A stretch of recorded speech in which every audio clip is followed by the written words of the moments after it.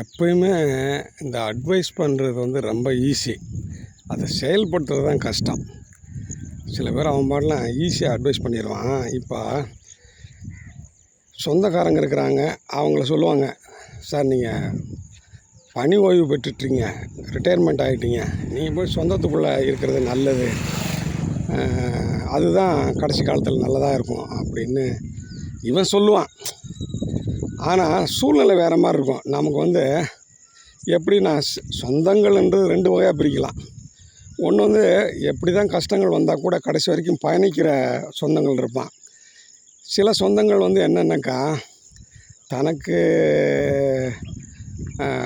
வந்து உதவி இல்லாமல் ஒரு பொருளாதார உதவியோ இல்லை மற்ற உதவிகள் இல்லை அவங்க சொல்கிறத நீங்கள் கேட்கலைன்னாக்கா அவன் வந்து உங்களை வந்து கழட்டி விட்டுருவான். அப்படி ஒரு சொந்தங்கள் பகைச்சிக்குவான்.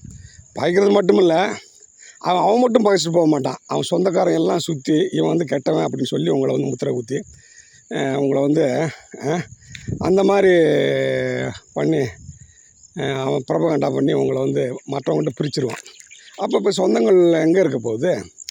நம்ம வந்து அதனால் சில சொந்தங்கள் சில பேருக்கு வாய்க்கும், அது நிறைய பேருக்கு நல்லா வாய்க்கும், கடைசி வரைக்கும் பயணிப்பான். ரிட்டைர்மெண்ட் ஆன பிறகு வேறு ஊரில் இருப்போம், நம்ம அந்த சொந்த ஊருக்கு போவோம், நம்மளை கவனிச்சிக்குவானுங்க, எல்லாம் பார்த்துக்குவானுங்க ஓரளவுக்கு. ஆனால் ஒரு சொந்தங்கள் இருக்குது, அதை நம்மளை பகைச்சி துப்புரவை ஒதுங்கி போகிறப்ப அந்த சொந்தங்களோட நம்ம வந்து எப்படி இருக்க முடியும்? அதனால் சொந்தங்கள் 2 வகை. சில பேர் கடைசி வரை வருவாங்க, சிலர் வந்து பிரச்சனை பண்ணிட்டு ஒதுங்கிடுவாங்க. அப்போ ஒதுங்குறப்ப நாமளும் ஒதுங்கி தானே போகணும். அப்படி ஒதுங்கி நம்ம அப்படியே போயிட வேண்டியதான். அப்புறம் என்ன பண்ணுறது?